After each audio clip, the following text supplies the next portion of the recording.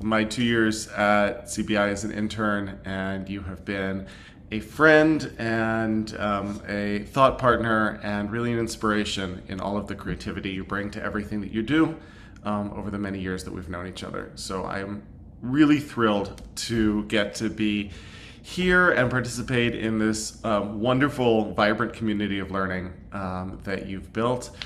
Thank you so much for the invitation. And it's nice to see so many friends and familiar faces, and also to see people who I don't know. I'm glad to have this chance to learn together, and I hope it won't be, if it's for the first time, I hope it won't be for the last time. Rabbi Tilchin invited me to speak a little bit about poetry and Torah together this morning, which is a set of subjects that I love to learn. I am not a poet. I have some tragically bad poetry from my middle school years that nobody will ever see if I can possibly help it. But I am a great appreciator of what it is possible to do with language, to convey in image and in feeling that which goes beyond the words. And of course, Torah at its best does the same. Torah invites us with its words to imagine beyond the words, to, in the language of the mystics, to read not just the black letters, but the white spaces, to see what is being offered to us, and also invited into the spaces in between the lines, where the mystery really lives and where God feels particularly close. We're going to look at a few texts together. We're going to look at a very familiar text to begin with and look at it with poetic eyes. Then we're going to look at a text that hopefully will be new to many of us. This is a commentary from the 19th century from Rabbi Naftali Yehuda Berlin, the Rosh Yeshiva of the Volozhin Yeshiva, kind of the Cambridge of the Eastern European yeshiva world, and then look at a couple of other texts and maybe end with some Amichai. So should be fun, and we'll spend the hour together. Please, let's not make this so formal. If you've got questions, hop in. Would love for this to be a conversation rather than a lecture. Do find on Zoom it is definitely easier if people keep their microphones muted through the conversation and then unmute selectively in order to hop in. That just helps us avoid the background noise of a stray vacuum cleaner from somebody's housekeeper or something like that. And if you're able to use the raise hand function, that's always really, really helpful. Because sometimes I will miss if somebody is just raising their hand on the screen, especially when we have the text in share screen mode. So if I don't see you and you want to hop in, please feel free to take yourself off of mute and just hop in. But if you are able to use that raise hand function, that's always really helpful. All right, for those who have just joined, again, Rabbi Adam Greenwald, Congregation B'nai Israel, very, very grateful to be here and have this hour to talk about Torah and poetry together. I'm going to share my screen.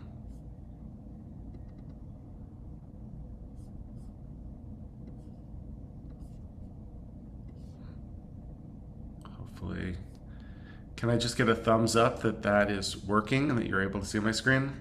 Okay, great.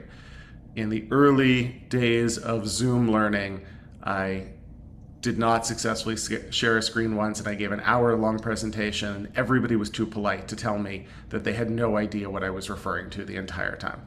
I don't think that we would have to worry about that now, but I always double-check. So this learning is called All of Torah is a Poem. That's a line from the Talmud, from Tractate Nedarim, and one that's going to be taken up by the Netziv, by this commentator that we're going to spend most of our time with. But I'd like to start in a familiar place. I'd like to start with the words of Genesis. I purposefully left them in the Hebrew rather than putting the translation on screen, because I wanted to invite us to think about them slowly and to think about them in the original. And I will read and translate these hopefully very familiar words. And as I'm reading, I just want to invite you to put on the eyes and ears of a poet. Eyes and ears of a poet to me means eyes that see beyond what is just the black letters on the page, ears that hear resonances and connectivities that may be implicit rather than explicit, and a general attitude toward the text of slow savoring rather than big gulping. Poetry is meant to be sipped, not chugged, and certainly the first lines of Bereshit of Genesis are meant to be treated that way. Bereshit bara Elohim et hashamayim v'et haaretz. In the beginning, God created the heavens and the earth. V'haaretz hayta tohu v'vohu, v'choshech al pnei tehom, v'ruach Elohim merachefet al pnei hamayim. And the land was wild and waste, and darkness was on the face of the deep. And the Spirit of God, merachefet, floated, hovered, al pnei hamayim, on the face of the water. Vayomer Elohim vayihi or, vayihi or. And God said, let there be light, and there was light. Vayar Elohim et ha'or ki tov. V'yavdel Elohim ben ha'or ben ha'choshech. V'yikra Elohim la'or yom v'choshech kara laila. V'yer v'yivoker yom echad. And God saw the light, that it was good, and separated, God did, between the light and between the darkness. And God called the light day and called the darkness night. And it was evening and it was morning, a first day. One more time through. In the beginning, God created heaven and earth, the earth being wild and waste, and darkness on the face of the deep, with the Spirit of God hovering on the face of the waters. And God said, let there be light, and there was light, and God saw the light, that it was good, and separated God did between the light and between the darkness, calling the light day and the darkness night. And there was evening, and there was morning, a first day. These are really familiar lines. These are lines that are etched into not just Jewish consciousness, but all of Western consciousness. And it's easy to rush through them a little bit because of their familiarity. To say, okay, in the beginning, God created heaven and earth. We know that. But if we were to read them really slowly, and we were to read them with poet's eyes and poet's ears, I'm curious if there is just one image or one word that hops out to you as particularly evocative, as something that evokes more questions, more insights, more images than just the simple meaning of that word. Wondering, would love to hear from people. What is a single word or image or phrase that particularly evokes curiosity for you? And you can take yourself off mute. You can use the raise hand function. Yeah, go ahead. Boker Tov. What occurs to me on a poetic level is that the first words of Torah start out with paradox. Light and darkness, heaven and earth. And for someone who's tried to live with optimism and idealism, I think I have been not realistic and realize we live in these polar existences constantly, and there it is from sentence number one. There is a rich tension in this very beginning between the darkness and the light that is with us from literally the beginning. And that is certainly an invitation to exploration. What does it mean that everything is to be found in between the darkness and the light. Please, Chazan Marcia, and then Ms. Konet. Marcia is Marcia. I'm Marcia. Marcia, pardon me. Thank you. That's okay. Marcia and I talk about it all the time. Um, so there are three words that um, the word Bereshit always intrigues me because it means in the beginning of something, and then it creates this opening for questions and for interpretation and for putting yourself into the what is it that was the of. But I was thinking as you were reading it about the words ruach and merachefet, because they're about breath, they're about movement, they're about a quality of rippling through the universe. Ruach and merachefet, I like those. So darkness and light as beginning polarities, a sense of motion that comes with these words for breath and wind, which is obviously also linked to our word and understanding of spirit and soul.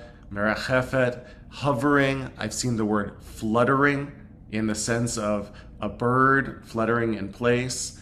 That into this stillness comes some sense of motion, and from that motion, everything starts to move forward. Thank you so much, Ms. Conant.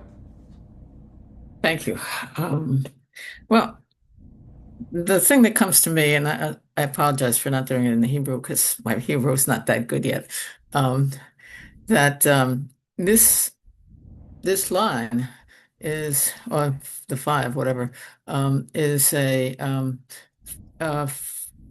foreshadowing of the standard poetic style, or the most famous poetic styles of parallelism and dynamic parallelism.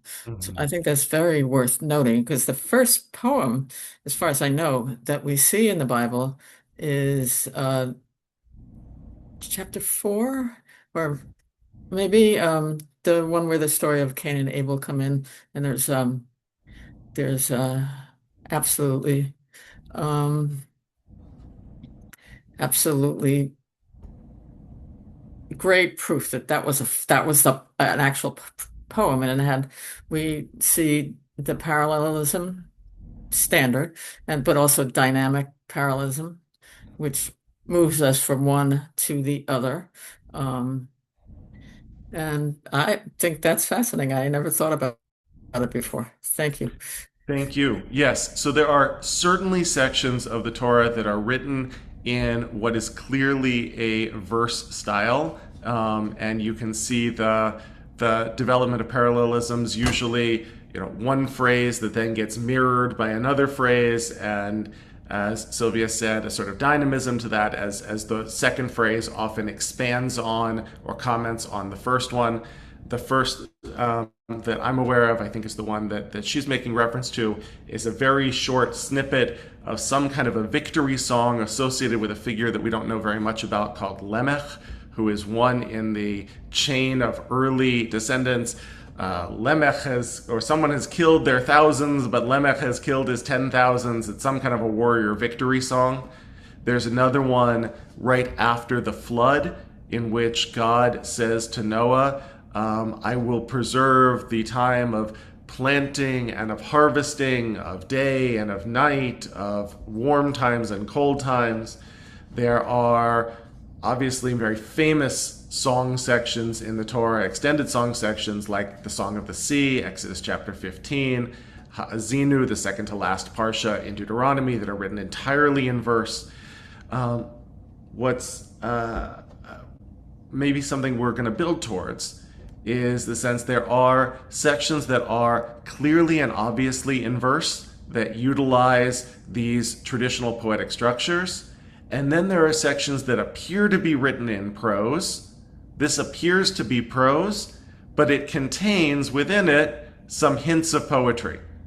It is not written in exactly a poetic form, but it contains within it a certain rhythm to it that is evocative of poetry, and particularly in that last line that will become the refrain through the first chapter of Genesis. Vahi erev, vahi voker yom. And there was evening and there was morning, and they named the day. That's a repetitive, I don't know what's the technical name for it, but it's a repetitive refrain that punctuates each one of the days and gives a sense of that parallelism. And evening and morning and this day and evening and morning and the next. Yeah, thanks. James, please. Thing. Oh, you were off mute for a second and then went back on. There you go. Two things. One is you start off with creation and separation. Mm-hmm. So I always wonder what was there before creation. Mm-hmm. And everything seems to be together. It's the separating of the pieces that creates creation. Mm-hmm.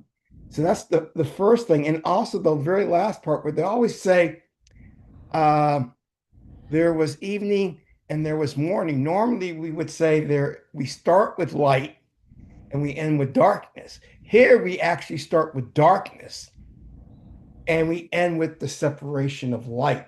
Mm.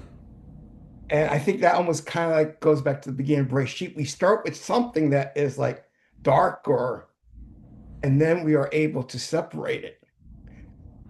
So light starts the creation. So one thing that a poetic text does is it points beyond itself. It presents what it is, and it also points to a reality that is beyond the text itself. And so this text kind of erupts with beginningness in the beginning of God's creation, but it doesn't answer what came before that beginning. The Kabbalists point out that the bet in Bereshit is a letter which is open on one side and closed on the other. Meaning from the open side comes the Torah, but there is a closed line that keeps you from looking before the bet of Bereshit. But obviously there is something that was pre-existent to the beginning of God's creation, because there was this tohu vavohu, named in the chat as a particularly poetic phrase. Wild and waste, unformed and void, chaos.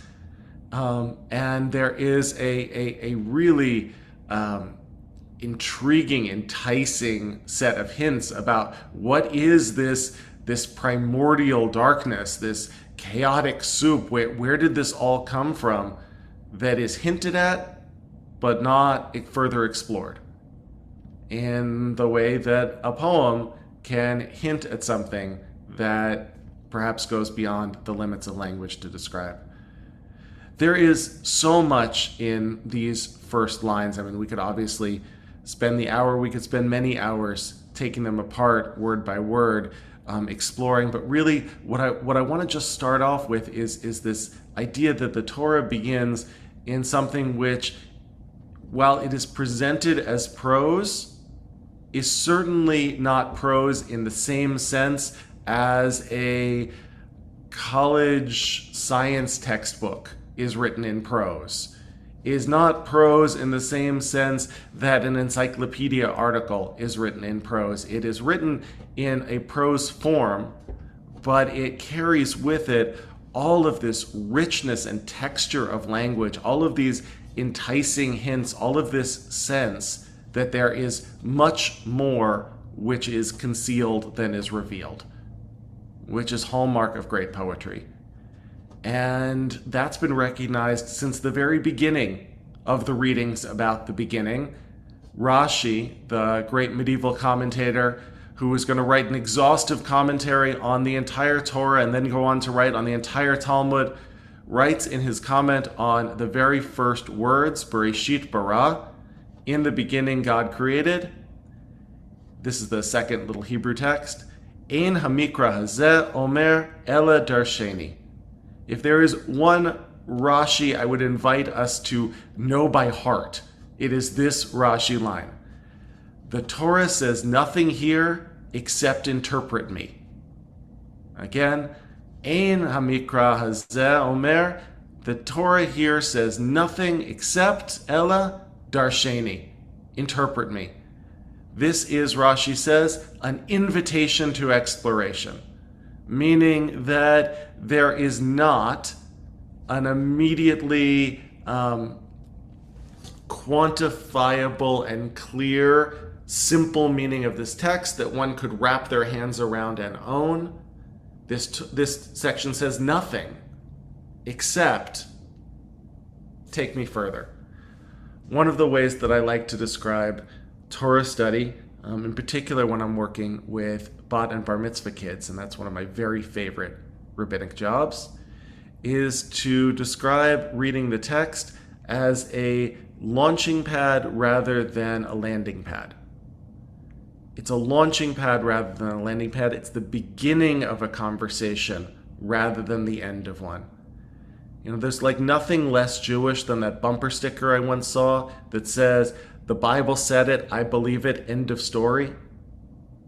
Nothing less Jewish than that. The Bible said it, I believe it, end of story. No, Bible said it, beginning of story. This text says nothing except darsheni, interpret me. This is a jumping off point to a conversation rather than an end in and of itself. Rosalie, please. You're on mute, ma'am. You're saying wonderful things, but they're on mute.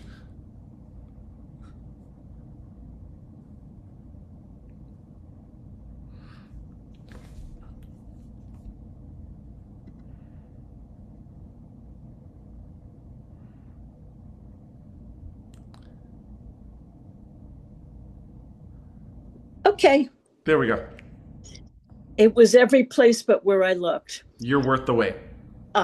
Look at that, my friend.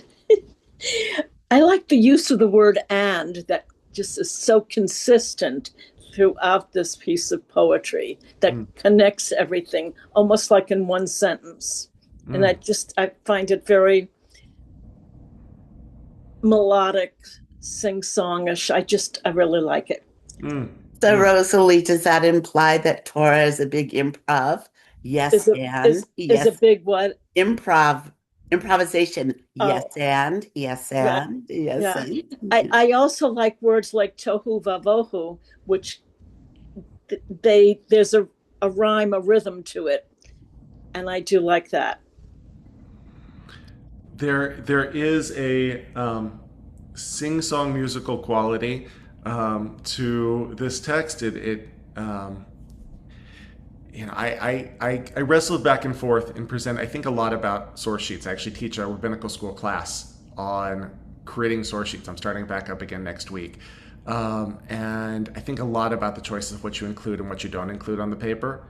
And I wrestled back and forth with whether to give you the English of Genesis. And I chose to keep the Hebrew, knowing that most of us are not Hebrew readers, because I wanted us to hear it slowly enough in the original, and rather than just pop into the English, because there is music in the language. And even if we can't read and interpret all of the words, we can hear them. I can't play an instrument. I can't play chopsticks on the piano. But I can attend a symphony and I can hear in the music emotion that is being portrayed in a richness and vibrancy which is alive, even if I can't read a note. There is a music to the Hebrew that we can hear, and it I think calls us back to when this was an oral text before it gets set down into words. So Genesis 1 starts the Torah on a certain note and starts the Torah with an evocative, rich, and mysterious language. I want to turn to our friend and teacher this morning, Rabbi Naftali Yehuda Berlin.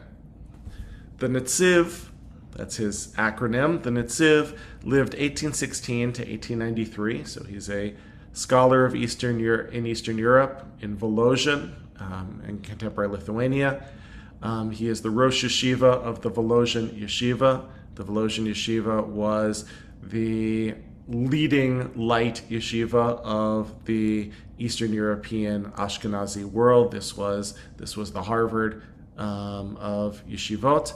And his commentary Ha'emek Devar, the depth of the word, is a classic and extraordinary commentary on the Torah that I think, as you can see, even from how he chose to name it, the depth of the word, is inviting us to peek below the surface, to know that the words of the Torah are, in the words of the Zohar, the outer garments that contain the body, but they are not actually the body itself.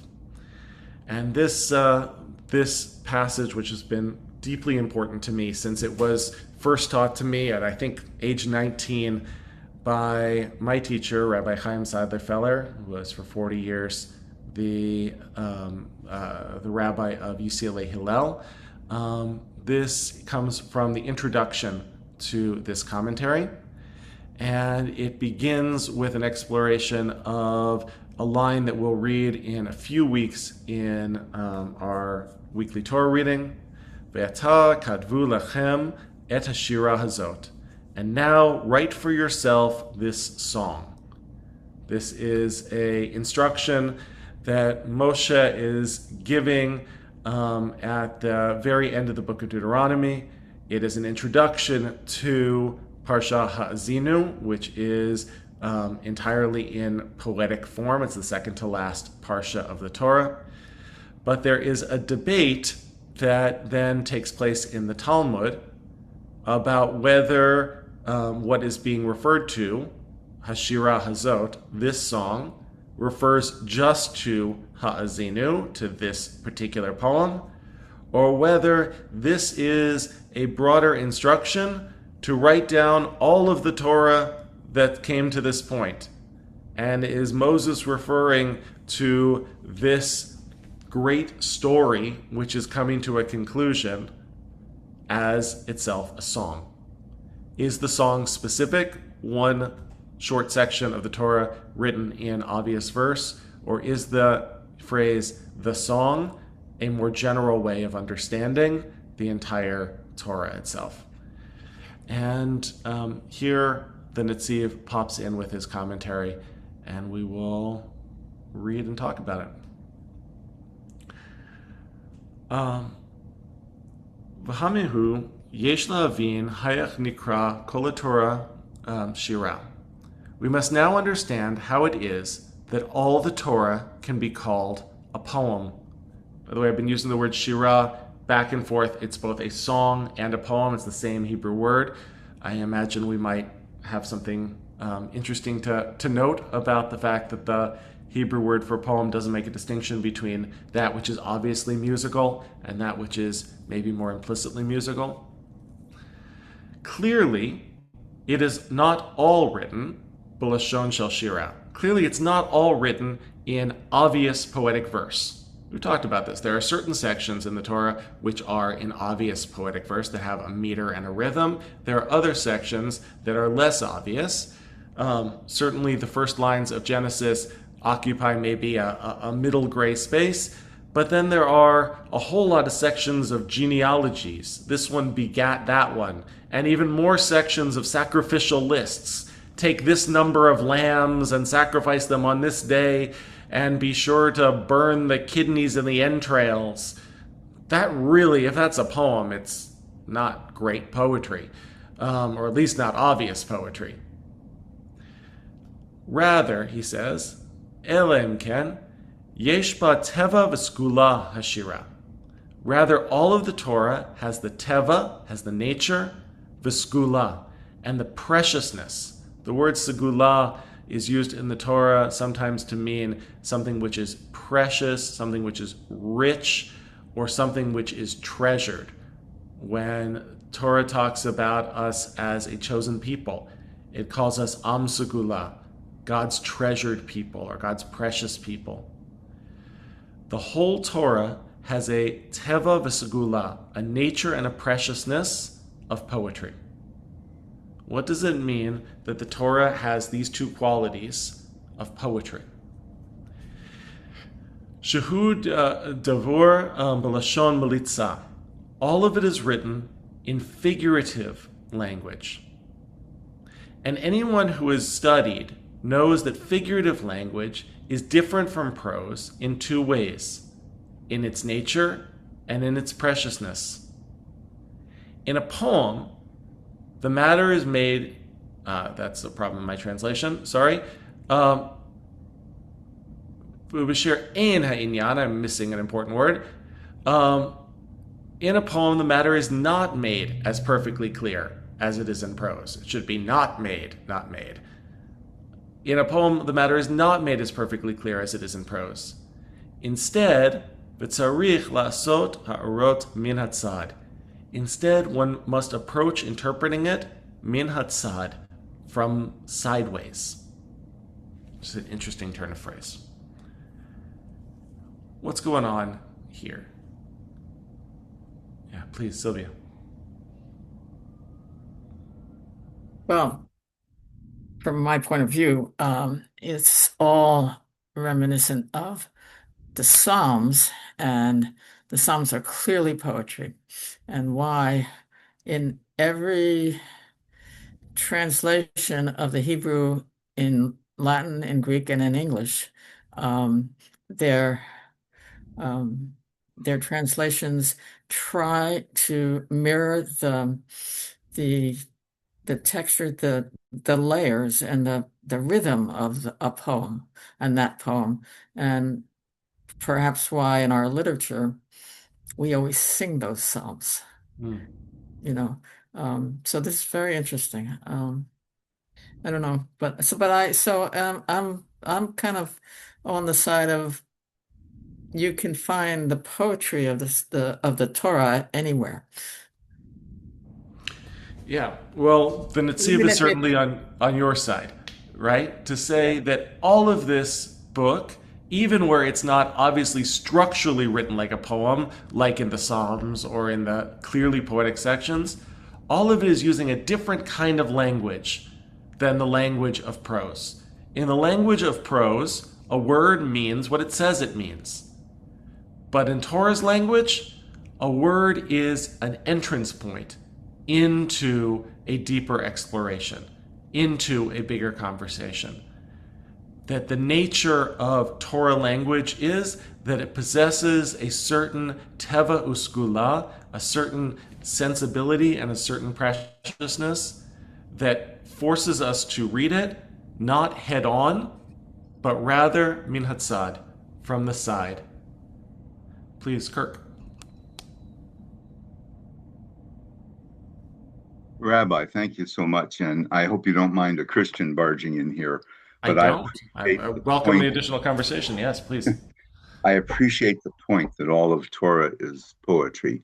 Sometimes I talk to fellow Christians that insist that the 6 days of creation were literal days, and I said, I don't know. I think there's a lot of poetry in Genesis and in the entire Torah. So I really appreciate this point of view. It gives me another arrow in my quiver as saying that I don't think God fools us with fossils. Basically, as a scientist, I think that poetry is supreme, and day doesn't mean literal day in my view. But in any case, thank you for this lecture. Very great. My pleasure. And I don't think that there is any one tradition that has a monopoly on literalism. There are certainly Jewish literalists and Christian literalists and Muslim literalists. And I think the best in, I'm making a value judgment, I know, but I'm prepared to stand by it. The best in all of our traditions has seen scripture in these poetic lenses. There is such a rich Christian mystical tradition that was prepared to read scripture well beyond the literal of the word, as there is in Judaism, as there is in Islam. But those voices often get sidelined by very loud voices insisting that the text is in prose, and that anything else is heresy. And there's a way in which I do feel that those literalists lack a certain respect for the text because they make it small. Prose is small. Poetry is expansive. I think if one really loves the text, one lets it sing, lets it breathe. Yeah, Marcia, please. I love this idea of sideways. I'm Yeah. thinking about when you go to a museum, there are some people who stand smack in front of a work of art, and then there are other people who move around and look at it from different angles. And I think that word sideways is so intuitive and so that's a rich word. You have to look at things sideways. You have to have different vantage points. Mm. And it means getting out of what is habitual, right? There is a habitual way of looking at things, which is straight on, that often is sort of shorthand. We do something fast. We take a quick glance. And I was knocked out by this word, just the same way, right? Make the text a little bit strange. Make yourself take a second look. Take a look from the side, from a different angle, and consider what might be missed in a straight-on read. I have to tell you a funny story, funny to me at least. Here we go. I went, full respect, Kirk. I went to a Christian Bible study in my first 2 weeks at UCLA. I had a roommate who was very involved in an organization called Campus Crusade for Christ, which is kind of a dangerous name for a Jew to show up to. But he was very involved, and I was interested in exploring all the things that college had to offer and all the different perspectives. And so I went with him to a Bible study.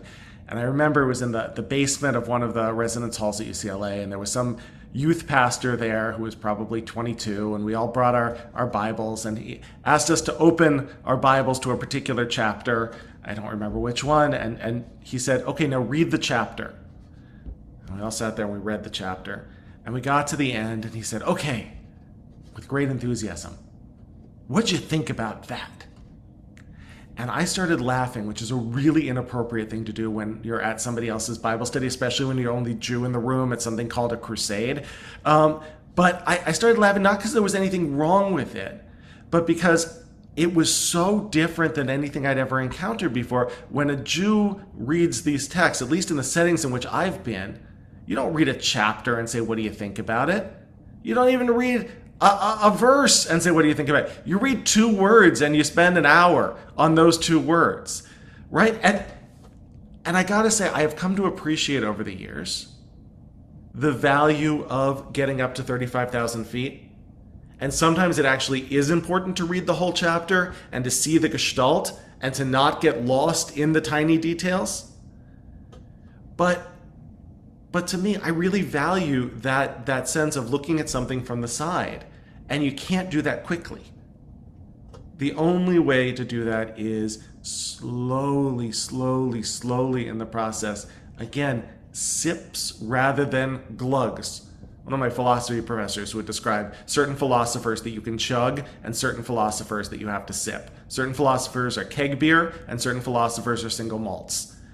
And he said, Mordechai Kaplan is keg beer. You can just drink a whole chapter. There is one idea. You got it. Heschel is cognac.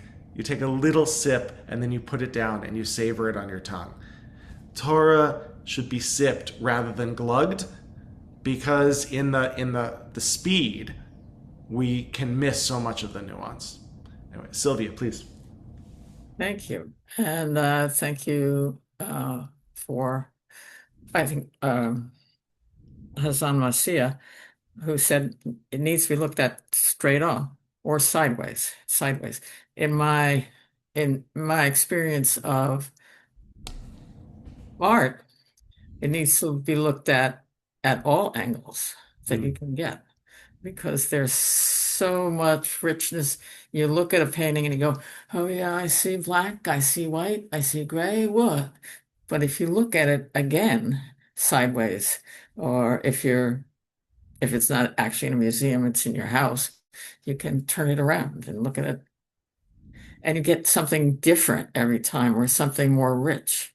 I think it was Mark Rothko who did one of his famous grid paintings with the luminescent colors, so you could see all that came before, or a lot of what came before. And when he finished it, he showed it to one of his assistants and said, "What do you see?" And the assistant said, "Red." And Rothko said, "What about the red? Is it cherry? Is it this? Is it that? What speaks to you with that?" 'Cause everything speaks to us in different ways if we bother to really look at them, which is why I like Torah study, actually, because everything, whoever you're listening to has a slightly different, or maybe a whole different perspective on what we're reading. It's very rich. Thank you. Such a symphony of voices. Beautiful. And I'm looking in the chat, and Heather asks a really fascinating question about how does this perspective of Torah as poetry song relate to the fact that we sing Torah when we read it. We don't read it like poetry or like prose. We chant it with trope. And the trope is meant to serve as punctuation to the lines, but it's also meant sometimes to elevate meaning. There are moments in the trope in which a word takes on an additional layer of meaning because of how it's sung, whether it's sung with hesitancy, whether it's sung with speed. There's certainly a difference between the different modes of trope that we use when we go through the different Megillot. The sound of Esther is a sound of a joyful song. The sound of Lamentations is the sound of a lament. There is so much that's added in the fact that we sing these words week in and week out, holiday in and holiday out, that we might lose if we just did some speed reading. Beautiful. I'm so grateful for all of these comments and just what a rich conversation so far. Let's keep going with the Netziv. And that is the nature of all the Torah, that it's not told in a way that's perfectly clear. Instead, one always needs to interpret and pay attention to the intricacies of language. And this isn't making a sermon. This is the plain meaning of the text. Notice that the Hebrew got put onto this line. So I'm going up. V'lo nikra drosh, ela kach hu pshat hamikra. This kind of interpretation is not making a drash, is not writing a sermon. Ela kach hu pshat hamikra.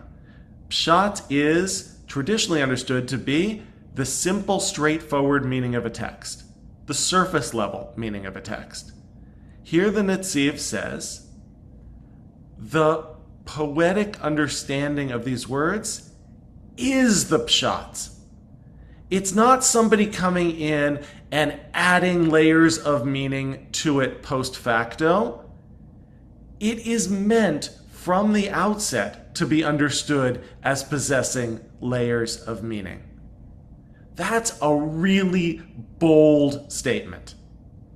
That's a really bold claim. Because we could all agree that you can use the words of Torah to be able to construct something poetic and meaningful by drawing together the inferences that you see, by connecting different verses one to the other, by engaging in the art of sermonizing. But here he says, you don't even need to go that far. Within the words itself is everything that you need. In the pshat is the poetry. And in poetry, what does he mean by this? There is an extra segula, there's an extra preciousness that comes from being adorned with hints that go beyond the main subject of the poem. Like the custom of using the first letter in a line to spell out the alphabet, an acrostic poem, or to write the poet's name. There is a unique preciousness in this figurative language that's not to be found in prose. And it's known that to achieve this power, the author needs to bend the text a little in order to get it to fit the poetic form they need to achieve. if you're writing in poetry, the author sometimes needs to play with the language, bend the language, adjust the language, push some additional meaning into the language, reformat things in a way that serves a higher purpose than the prose. What a way to look at Torah, to say it is purposeful, perhaps, that some sections are enigmatic. It's not a matter of a bad editor. It's actually a mark of a really good one. They are doing things with the language. The language is rich enough that it is being played with almost in its conveying of meaning. And this is really true of the entire Torah, he says. Aside from the straightforward reading, there are many secrets and hidden ideas.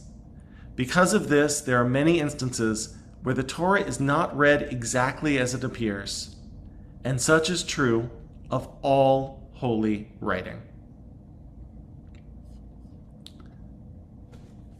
So, what would it look like to approach Torah and any piece of holy writing? And I think that means the rest of the Hebrew Bible. I think that means the writings of the sages. I think that could mean some writings of contemporary philosophers. I think that could mean some particularly beautiful and luminous writings from thinkers beyond just the Jewish sacred canon. What if we were to read all of these with this kind of an expansive vision that says that what makes writing holy writing is that it gestures beyond itself and hints at a world that is fundamentally beyond the reach of language, and so can only be pointed at, symbolized, or spoken of in metaphor, rather than captured in its entirety by prose. How might that shift the way that we approach our reading life and our religious life?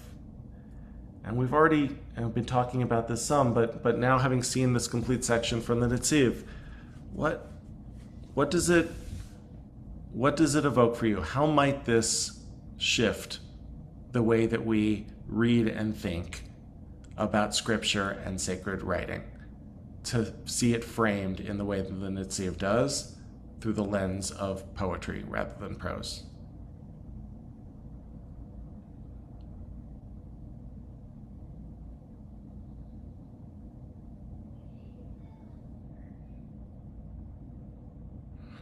Please go ahead.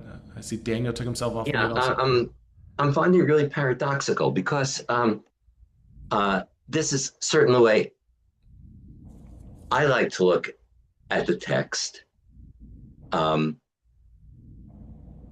It's more emotionally appealing, but at the same time, Torah is replete with all kinds of rules and specifics and procedures. And so you almost have to pick and choose what you want to regard as a manual and what you want to regard as inspirational. And how do you,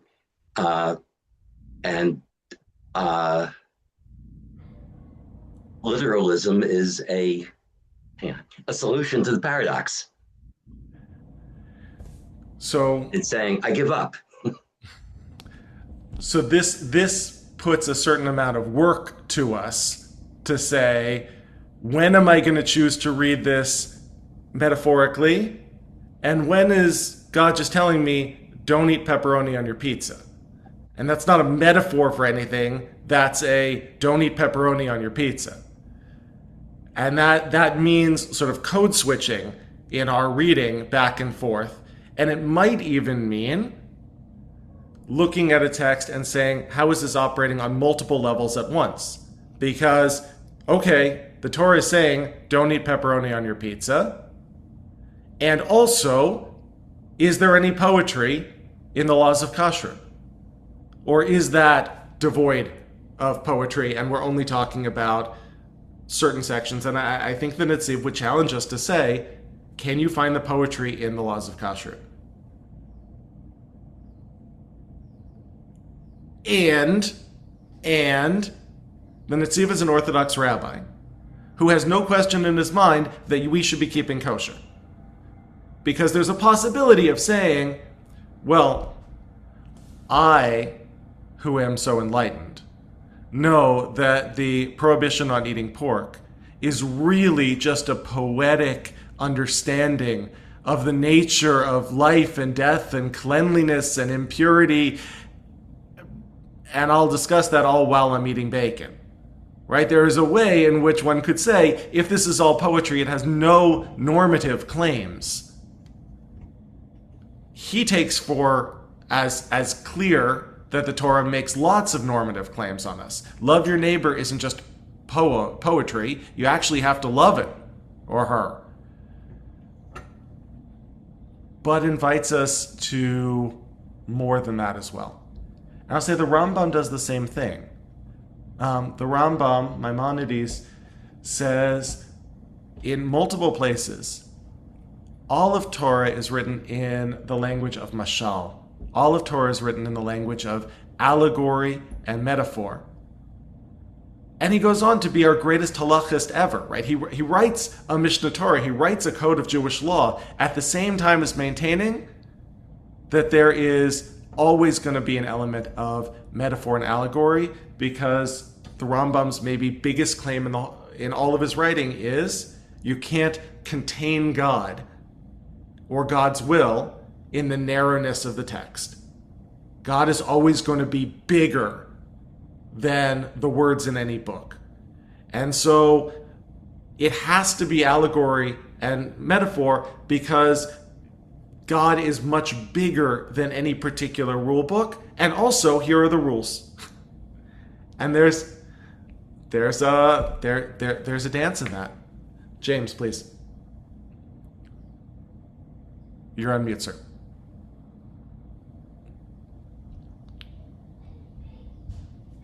Going back to the manual part of the Torah, remember though, with all these laws that are given, there's never a reason. So the poetry might be in trying to find the reason. You know, God never gives us a reason to do any of these things. He just tells us. So maybe the poetry is within finding the reason. So trying to get below the surface, here's the pshat, here's what to do. Right. And the invitation is to get to below the surface to the why. Rambam in the Guide for the Perplexed says there is a certain sickness in some people that makes them think that to look for reasons is bad. Really interesting line.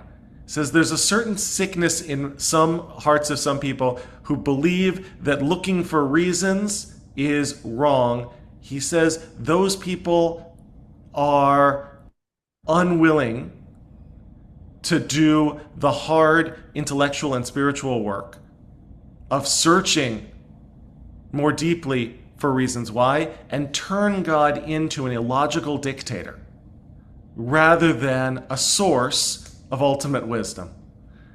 Rambam says very explicitly that there is no such thing as a mitzvah without a reason. There are just plenty of mitzvot whose reasons we don't know. And we should be searching. Because perhaps if everything is a mashal, if everything is an allegory or a metaphor, it's always pointing towards something bigger. And it's our work to try to figure that out.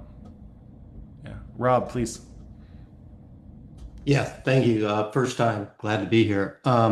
It seems to me when we're talking about looking at things from different angles and looking for hints and secrets, it's also enabling us to evolve and grow as individuals, right? So our relationship with Torah and God is different from when we're 18 versus 80, right? Depending on our life experiences. So it leaves that opportunity to expand our understanding of Torah and God as we evolve.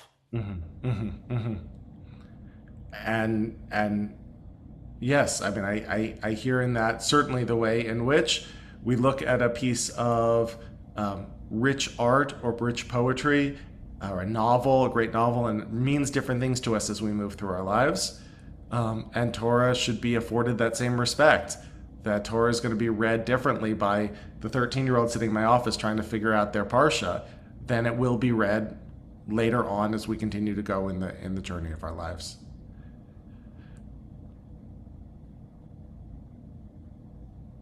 Thank you, everybody. Thank you for all of the thoughts.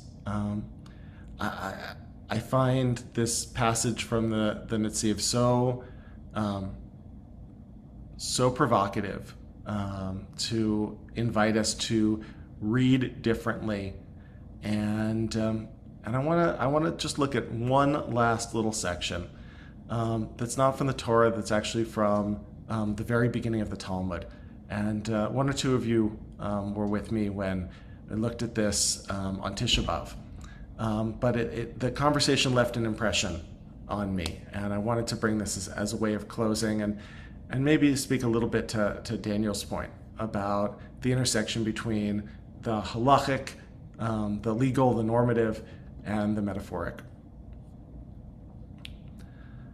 So this comes from the very beginning of the Talmud. All tractates of Talmud begin on page 2, because there's no such thing as a true beginner. Nobody is on page 1. Everybody enters in with a life, and so we start on page 2. Each page of Talmud is two-sided. There's a 2a and a 2b. So this is the second folio, or the second side of the first folio page. And the Talmud begins in its first tractate with a halachic conversation, a Jewish legal conversation, on the question of when one is permitted to say the Shema at night. The Talmud does not begin, like the Torah begins, with a big, obviously metaphorical and imagery-rich exploration of the beginning of all beginnings and the nature of the existential questions of where we all come from. But it does begin with day and night. It begins with questions that relate to the separation between darkness and light. And what appears to be a purely legal conversation, a conversation which on its surface is about the kind of things that Jews get pilloried for our attention to little tiny details. Exactly what time might we say the Shema? Is it when the sun goes down or the stars come out? How late can you say it? Can you say it till 9 o'clock? Can you say it till midnight? What if you overslept? Can you say it in the morning? These kind of details that are referred to in our common lexicon as Talmudic, meaning arcane or irrelevant. What if we were to read the first page of the Talmud with the same poetic eyes that we started reading the first page of Genesis and said, here is a legal conversation, but it also bears an echo. It points beyond itself to questions about light and darkness. Maybe that is a little more intentional than we might have ever given credit before. And rather than in the 5 minutes I have left, going through obviously the whole page of Talmud, I just pull out this little snippet of a conversation amongst the rabbis as they are trying to codify the exact timing for when night begins. For Rabbi Meir hachi ka'amar le, misfara da'ana aben hashmashot didach ka'amina. Rabbi Meir says to Rabbi Yehuda, do you maintain that I'm speaking of your definition of twilight? I am rather speaking of Rabbi Yossi's definition of twilight. As Rabbi Yossi says, twilight is like the blink of an eye. Night begins and day ends, and the time between them is so brief, it is impossible to quantify. This is in the midst of a larger legal conversation about when the day begins and when the day ends and when the night begins. And on its surface, it has no obvious poetic quality. It is legal wrangling over setting exact time parameters. But doesn't this line sound a little bit like poetry to you? What is the definition of twilight? Twilight is like a blink of an eye, a time so brief as to be impossible to quantify. When they're talking about twilight, the liminal space, the gray area, the time of magic, they're talking about a legal category. When does the time to say Shema begin? But I think they're gesturing beyond that. And they're talking about times of transition that are impossible to notice until they've passed. About the way that you can't feel yourself getting older, but somehow it happens. And your kids seem the same day after day, but my little girl went away for 2.5 weeks to go visit my in-laws, and she came back yesterday night, and she's different somehow. And I wouldn't have noticed that if we had been together for the last 2 weeks, but I can see it now because of the pause of 2 weeks. Twilights, transitions, liminal spaces that you try to grasp hold of, you try to name and notice, but they're ever elusive, like the space between day and night, like the space between darkness and light, like what was going on with that hovering, fluttering presence over the face of the deep that you can read about and sort of imagine, but also is beyond your imagining. I think there's an invitation from the Netziv, especially in that last line where he says, this isn't just Torah, it's all Mikra Kodesh. To extend this to places that we wouldn't ordinarily extend this kind of, I want to say, grace. That we know that you can read the beginning of Genesis as poetry. That was not new information I brought to you. But do we know that we could do that with the sections of Leviticus where we're not sure what relevance this could have? Do we know that we could do this with Gemara? I think it is a grace that we can bring to the text. It's an invitation to look deeper and to listen more carefully. I think that's where I want to stop. Thank you for the learning. Yeah, Chuck, you have a comment? Two comments that I thought of during your talk. By the way, thank you. I heard Robert Frost say, writing free verse is like playing tennis without a net, which I thought was hilarious. But now I realize my college science books were poetry. Well, I'd want to hear you give a talk about that.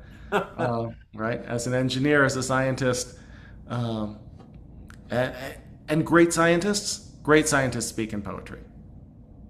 Because to know a little bit about science is to know the parameters to describe the universe. To know a lot about science is to know that there is so much more mystery and so much that can only be gestured at, but can't fully be captured in the most elegant of equations.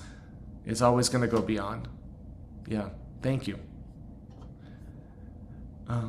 Thank you, everybody. Thank you for a rich conversation. Appreciate you. Thank you. Thank you, Rabbi